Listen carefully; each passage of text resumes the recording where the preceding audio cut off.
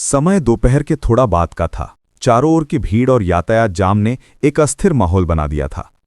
SI Rajesh, उसके लिए वर्दी सिर्फ ताकत दिखाने का एक माध्यम थी, और ताकत का मतलब था आम लोगों को डराना। रोज की तरह उस दिन भी शहर के चौराहे पर बैरिकेड लगाकर वो राहगीरों को परेशान कर रहा था। राजेश के नज़रों में आम लोग सिर्फ शिकार थे, जिनसे किसी बहाने से कुछ वसूल किया जा सके और उन पर अपनी ताकत का दबदबा दिखाया जा सके।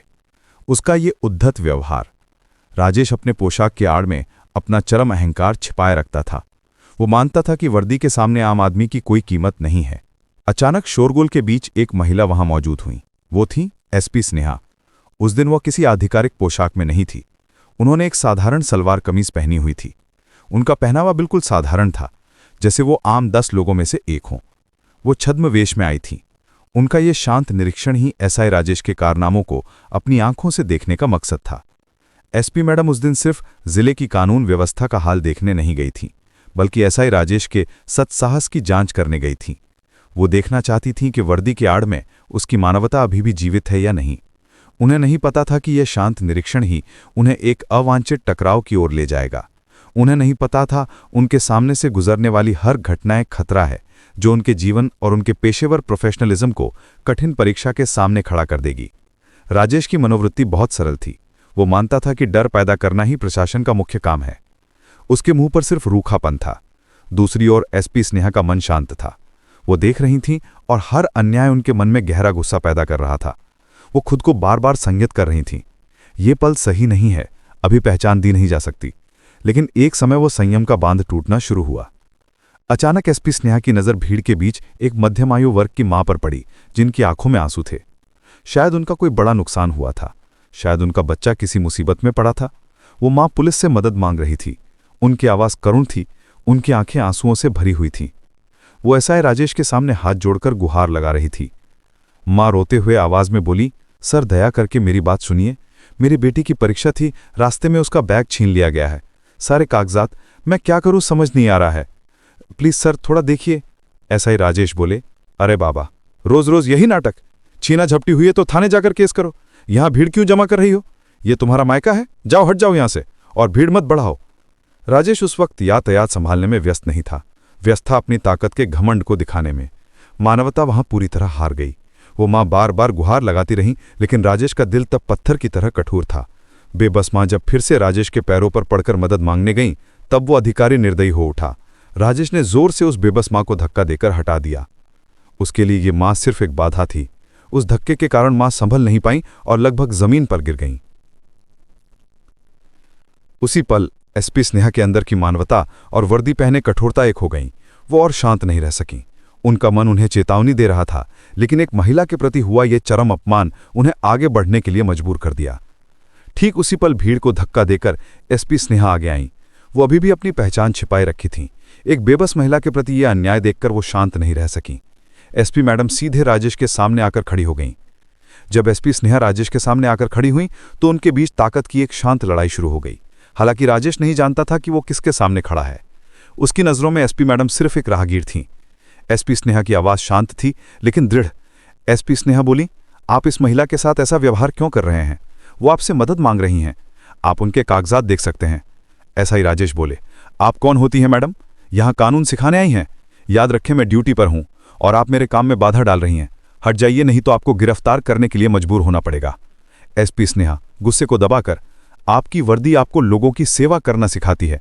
दया करके अपना कर्तव्य कीजिए। एसआई राजेश चिल्लाकर बोले, चुप रहिए। एक साधारण महिला की इतनी बड़ी हिम्मत! मैं आपको कह रहा हूं, दूर हो जाइए। लेकिन ताकत इंसान को अंधा कर देती है। पोशाक के अहंकार में खड़ा एसआई राजेश उस पल एसपी मैडम को पहचान नहीं पाया। उसने सोचा कि यह साधारण महिला शायद उसके कर्तव्य में बाधा डाल रही है। उसका गुस्सा तब हद पार कर चुका था। वो उस महिला को डराना चाहता था, उसे उसकी जगह दिखाना चाहता था। एसपी मैडम को भीड़ से हटाने के बहाने एसआई राजेश ने अपनी सबसे बड़ी गलती कर दी। एसआई राजेश ने एसपी मैडम के शरीर पर हाथ लगाकर धक्का देकर उन्हें हटाने की कोशिश की। यह धक्का एक उच्च पदस्थ अधिकारी की गरिमा पर सीधा हमला था। एक सेकंड के लिए सारा शोरगुल जैसे थम गया। एसपी स्नेहा स्थिर हो गईं। उनका चेहरा शांत था, लेकिन आंखें जैसे जलते हुए कोयले की तरह चमक रही थीं। यह शांति तूफान का पूर्वाभास था।